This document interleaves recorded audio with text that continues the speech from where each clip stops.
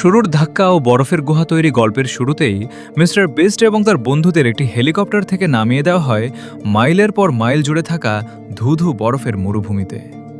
তাদের কাছে কোনো তাঁবু ছিল না, ছিল শুধু পিঠের ব্যাগ আর কিছু বেঁচে থাকার সরঞ্জাম।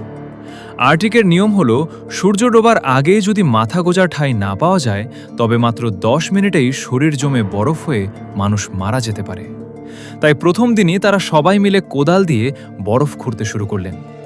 দীর্ঘ কষ্টের পর বরফ কেটে তারা ছোটখাটো একটা গুহার মতো তৈরি করলেন, যেটাকে বলা হয় স্নো শেল্টার। প্রথম রাতে জায়গাটা এতটাই ছোট ছিল যে সবাই ঠিকমতো পাও ছড়াতে পারছিলেন না। তাসের ঘরের মতো গাদাগাদি করে অত্যন্ত কষ্টে তাদের প্রথম রাতটি কাটে।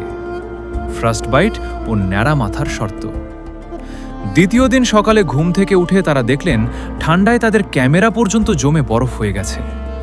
চ্যান্ডলারের পায়ের আঙুল এবং খোদ জিমির মিস্টার বিস্ট নাক ঠান্ডায় বেগুনি ও সাদা রং ধারণ করতে শুরু করেছিল, যা আসলে ফ্রস্ট বাইট বা তুষারক্ষতের লক্ষণ। নিজেদের শরীরের তাপমাত্রা দিয়ে কোনো মতে তারা একে অপরকে বাঁচিয়ে তোলেন। এখানে মিস্টার বিস্ট একটি দারুণ টুইস্ট রেখেছিলেন।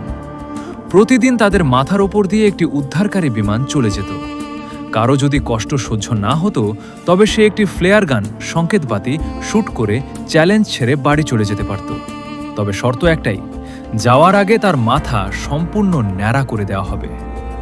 কিন্তু চরম কষ্টের মাঝেও বন্ধুদের কেউ মাথা ন্যাড়া করে হার মানতে রাজি হননি।